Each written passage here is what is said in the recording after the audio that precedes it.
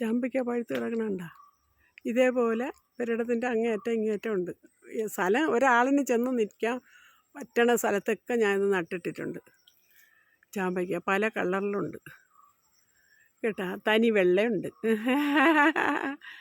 അതിലൊക്കെ കായ ഉണ്ടാകുന്ന പോയി നോക്കണം. ഇത് തന്നെ ഞാൻ ഇപ്പം ഇങ്ങോട്ട് വേറൊരു വീഡിയോ പിടിക്കാൻ വന്നപ്പോഴാണ് ഇത് കാണുന്നത്.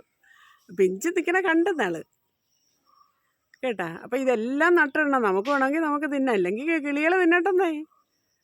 പിന്നെ ചാമ്പയ്ക്കയെന്ന് പറഞ്ഞാൽ ഒരുപാട് ഉപയോഗമാണ്. പച്ചടി വയ്ക്കാം, വെറുതെ കഴിക്കാം, അച്ചാറിടാം, തൈര് ചേർത്ത് കറി വയ്ക്കാം, പിന്നെ സിറപ്പ് ഉണ്ടാക്കിയെടുക്കാം. അങ്ങനെ എല്ലാത്തിനും നല്ലതാണ്.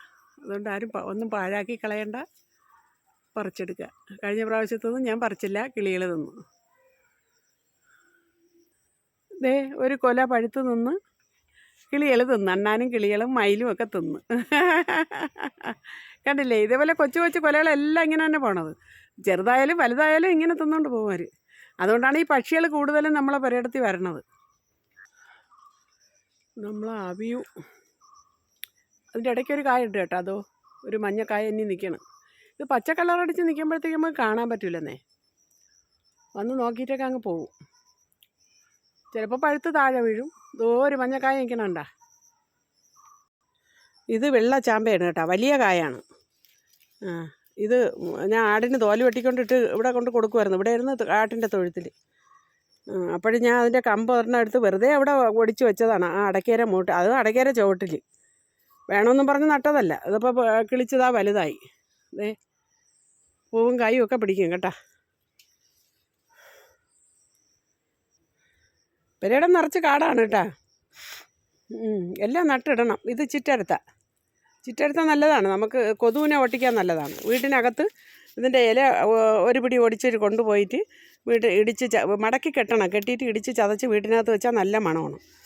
പിന്നെ കോഴിപ്പേൻ പോകാൻ വേണ്ടി വെള്ളത്തിൽ കലക്കി ആ ഒരു കെട്ട് ഇടിച്ച് ചതച്ച് വെള്ളത്തിൽ കലക്കി കോഴിയെ കുളിപ്പിച്ചാൽ നല്ലതാണ്.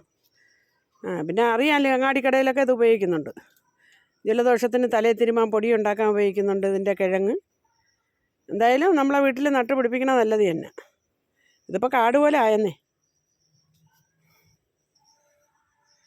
ഇത് ഏലമാണ് കേട്ടോ. ഞാൻ ഗ്രോ ബാഗിൽ വെച്ചേക്കണ ഏലമാണ്. ഞാൻ മണ്ണിലോട്ട് വെച്ചതൊക്കെ പൂവിട്ട് തുടങ്ങി. ഇത് ഓരോ തൈ ഞാൻ ഇതിൽ വെച്ചതാണ്. മണ്ണൂത്തിൽ നിന്ന് വാങ്ങിച്ച തൈയാണ്. ചെറിയ കുഞ്ഞു തൈയാണ്. അതിപ്പോൾ ഇത്രയും ആയില്ലേ, കവർ നിറഞ്ഞ്. കണ്ടില്ലേ? Okay, thank you. അപ്പോൾ എന്ത് കിട്ടിയാലും നമ്മൾ കൈയോടെ നടുക. Okay, thank you.